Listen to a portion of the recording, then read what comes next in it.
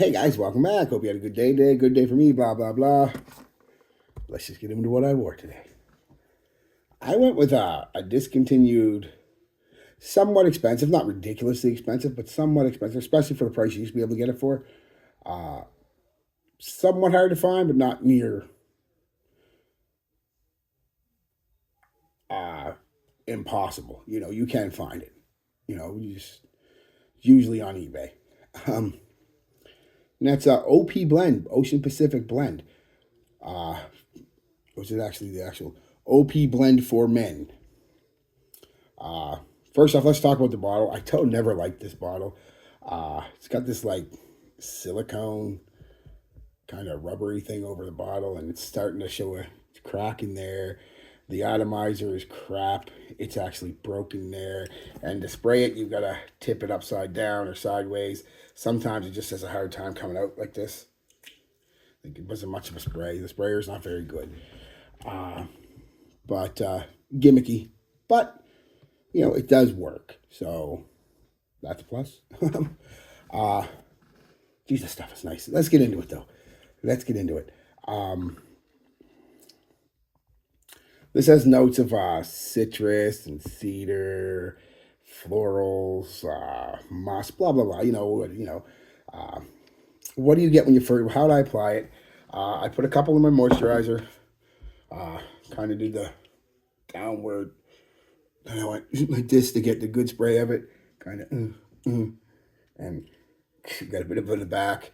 Then I put a couple on my shirt and one in each crink of the elbow, and enough to get the job done, shall we say. I could have probably dialed it back a spray or two. Not that I was overwhelming, but I just wasted a spray or two because it didn't perform much better if I had to just taken a couple off the neck, So anyway, live and learn. It's been a while since I wore this one, so I wasn't sure of the performance. I couldn't remember, but it was okay, and we'll get into it. So what do you get when you first spray it on? It's a slightly sweet, never bubblegummy, super sugary kind of sweetness, modern sweetness, but just a sweet citrus. You know what I mean? Like a sweet orange, sweet, grapefruit, whatever.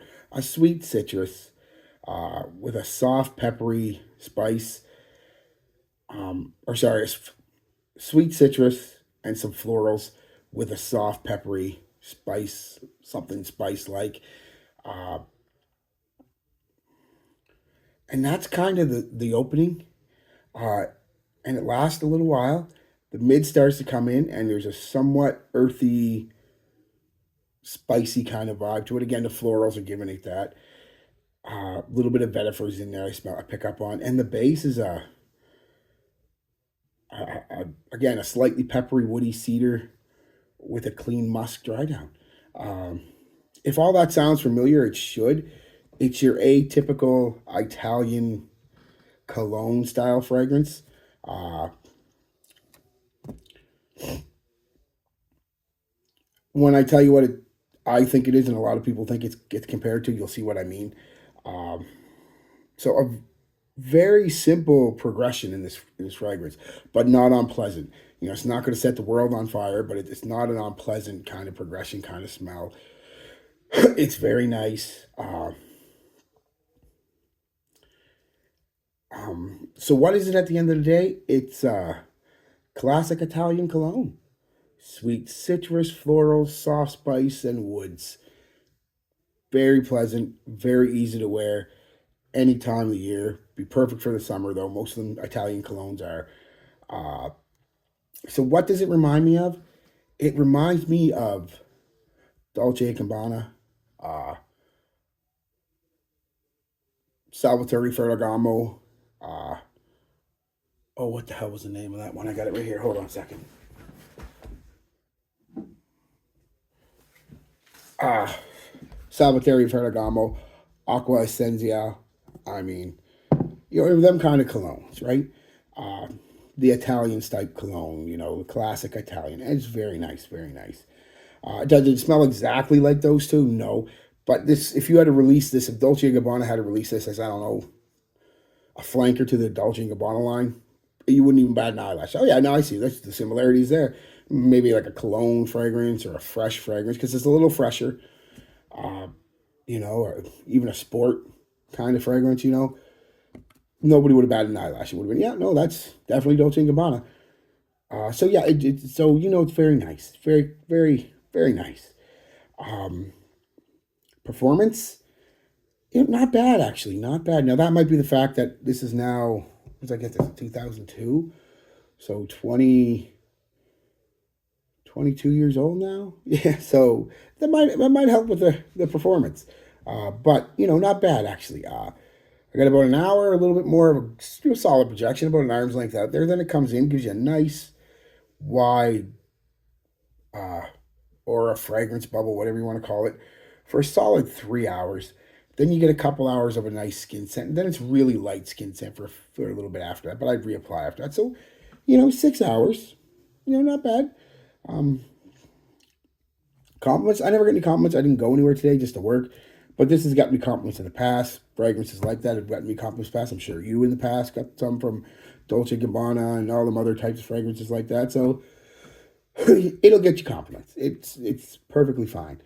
Uh, Now let's talk about price. When I bought this, it was $5. I got it at a $5 bin in Shoppers Drug Mart. Uh, then after that, it was $20, I believe, and that was gone because it's discontinued. He said not too hard to get. I shouldn't say it was hard to get, but you've got to shop places like eBay and auction sites and flea markets and online markets and things like that to not too many stores I know of are selling it. I think there was one place when I Googled it that had it, but I didn't recognize the store, so I don't know if I'd buy from there. They might be perfectly fine, but I didn't, and it was $110 there. So you can take a risk if you want to. But yeah, so average price now, said the cheapest I seen it was about $100. Uh, I seen it as high as 200 some dollars, but the average is about $100 to 150ish or so. So is it worth it at that price? Well, that's going to depend on you, honestly. The short answer is no, not at all. I mean, why? You can get Dolce & Gabbana or Aqua Sendia for half, sometimes less than half that price, and I think they're just a little bit better. Not that this is bad, but they're just a little bit better. Um, but the long answer is depends on your financial situation. Maybe you already have them too, and you really love them, and you want something just a little bit different. Then yeah, okay, and you've got the money, sure, it's worth it. Or you're a nostalgia person like me, like you wore it when it was out 20 years ago, 25 years ago, whatever, and you're like, I loved it. I haven't smelled it since, and I want it, and you've got the money again. So it all boils down to your financial situation. If you've got the money and you want it, sure, it's worth it, but don't get it if you have no, I don't know, reason, or anything like that to get it, because it's not going to wow you. You're going to put it on and be like, yeah, it smells like Dolce & Gabbana. Like, I just spent $150 on a 20-year-old bottle of Dolce & Gabbana, that doesn't smell quite as good and doesn't last quite as long. So, or lasts about the same length of time, I should say. So, up to you. I wouldn't, unless you get a cheap, $50 or under, and I don't know if you ever will, but around there, sure, that's worth it. But any more than that, I'm just kind of shaking my head. No.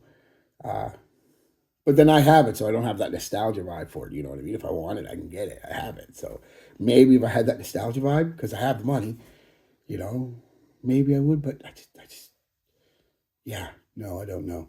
So, and if your nostalgia is wrong, sometimes nostalgia is wrong, your memory's wrong, you're thinking it smells completely different than that. No, it smells like Dolce & Gabbana, a version of Dolce & Gabbana. So, if it's your money, do what you want with it. I ain't telling you what to do. I just wouldn't buy it at that price. That's all. So, guys, yeah, that's it. Hope you have a good day. Peace, love. Be good to each other and be good to yourselves.